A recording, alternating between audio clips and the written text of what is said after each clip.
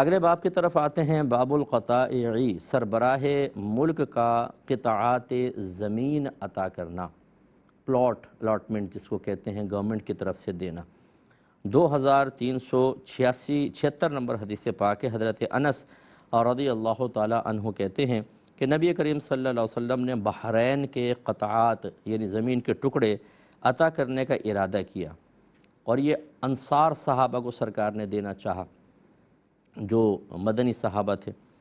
تو انہوں نے کہا کہ آپ ہمارے مہاجر بھائیوں کو بھی ایسے قطعات عطا کریں جیسے قطعات آپ ہمیں دے رہے ہیں۔ یہ اگلی روایت میں آئے گا کہ اس وقت نبی کریم صلی اللہ علیہ وسلم کے پاس مزید زمین نہیں تھی، جو تھی وہ آپ انصار میں تقسیم کرنا چاہ رہے تھے۔ انہوں نے بہت اچھے انداز سے، کیونکہ وہ بھائی چارہ قائم کروایا تھا سرکار نے، ایک معاشی بیلنس قائم کیا تھا، تو یہ ایک بڑی بات ہوتی ہے کہ ہمیں مل رہا ہو تو پھر یہ نہیں کہ سب کو فراموش کر دیں، آپ ہمارے مہاجر بھائیوں کو بھی دے دیں۔ تو نبی کریم صلی اللہ علیہ وسلم نے ارشاد فرمایا کہ ان قریب تم میری وفات کے بعد دیکھو گے کہ تم پر دوسروں کو ترجیح دی جا رہی ہے، تم اس وقت صبر کرنا حتیٰ کہ قیامت کے دن تمہاری مجھ سے ملاقات ہو۔ یعنی گویا کہ سرکار نے فرمایا کہ میرے اس تمہیں دینے میں ایک حکمت ہے، کیونکہ آگے خلافت آگے بڑھے گی، وہ قریش میں رہے گی، اور وہ زیادہ مہاجر صحابہ تھے، تو ایسا ہوگا کہ بعض اوقات تمہیں وہ مناسب نہیں دیے جائیں گے، وہ چیزیں نہیں دی جائیں گی جو ناانصافی پر معمول نہیں ہے۔ کوئی جیسے اب ہم ذہن آدمی ہے، قریبی ہے، تو اس کو قریب رکھ کر اس سے کام لیا جاتا ہے، تو ایسا ہو سکتا ہے کہ تمہارے لیے پھر ترجیحی معاملے میں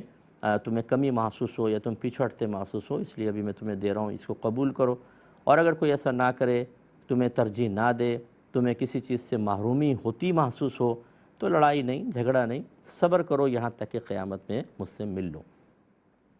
اس سے معلوم ہوا کہ اگر اب ایک چیز ہوتی ہے، دیکھیں پہلے دور کے اعتبار سے مسئلہ یہی تھا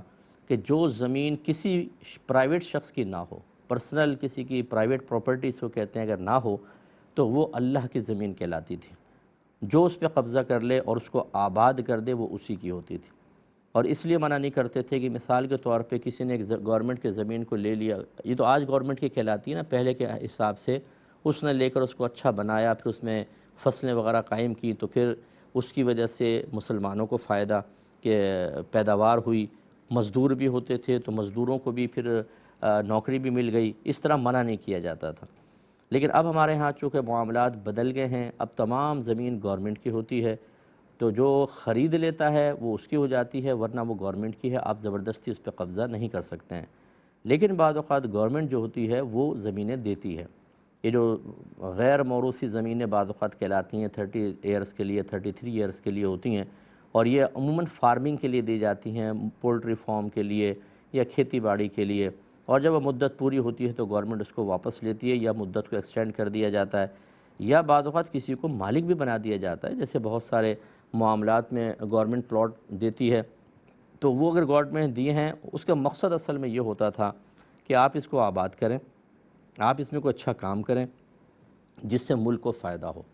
لیکن اب وہ خیر، اب ہم اس پہ موجودہ دور کی تقسیمات پر ہم کلام نہیں کرتے ہیں کہ اب اگر کسی کو دیتے بھی ہیں تو وہ تو اس پہ بنگلہ بنا کے بیٹھ جاتا ہے، اب وہ ملک کو فائدہ ہونا یا وہ الگ تصورات ختم ہو گئے۔ لیکن بہرحال اگر ملکی قانون کے اعتبار سے اس وقت کا حاکم، اگر پرائم منسٹر ہے، کچھ صدر ہیں، ان کو اگر اتھارٹی حاصل ہے کہ وہ کسی کو پلاٹس وغیرہ دے سکتے ہوں تو بہرحال دیں، تو اس میں کوئی حرج نہیں ہوگا اور شرعی لحاظ سے یہ جائز ہے۔ لیکن جو ہم نے آپ کو بتایا کہ جو اصل پہلے حاکم اسلام زمینیں تقسیم کرتے تھے وہ ہوتی تھی اصل میں اس لیے تاکہ آپ اس کو آباد کریں تو لوگوں کو جاب ملے گی اور فائدہ ملک کو ہوگا، پیداوار بڑھے گی۔